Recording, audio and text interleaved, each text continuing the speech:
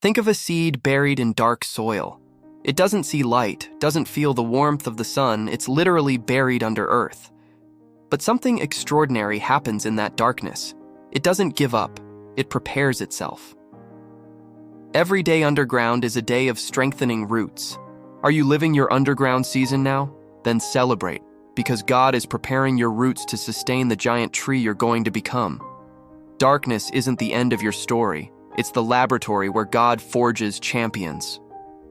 David faced a giant with just 5 smooth stones. He had no shining armor, no formal military experience, but he had something that Goliath could never understand: the certainty that God fights for his children.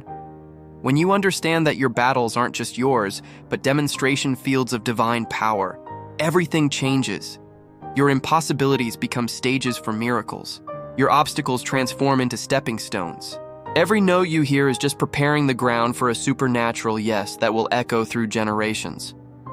But here's the secret few discover. God doesn't remove your mountains to impress you. He gives you strength to climb them to impress the world. Every difficulty you overcome with faith becomes living testimony of what's possible when someone truly trusts in the Lord.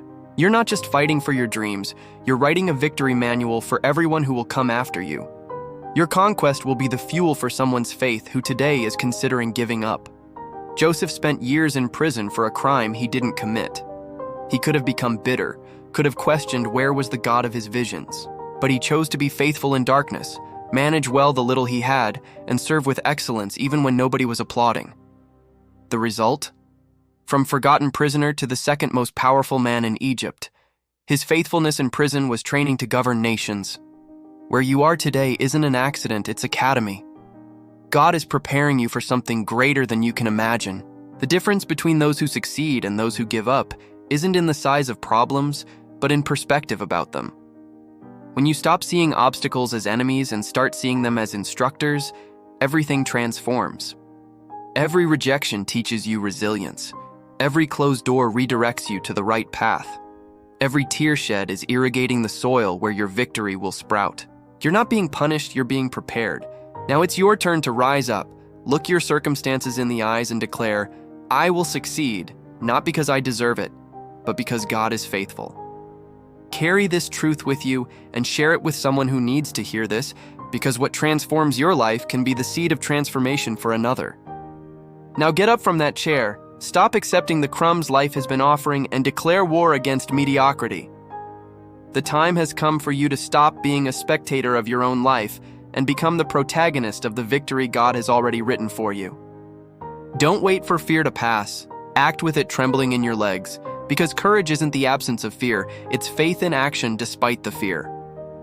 Grab your phone right now, call that person you've been avoiding, send that resume that's been sitting in your drawer, start that project you've been postponing for months. God is waiting for you to take the first step so he can part the Red Sea in front of you. Stop praying, asking for signs, and start being the sign someone is waiting for to believe that miracles still happen. You have 24 hours to do something you've been promising to do for 24 months. Preparation time is over, manifestation time has come.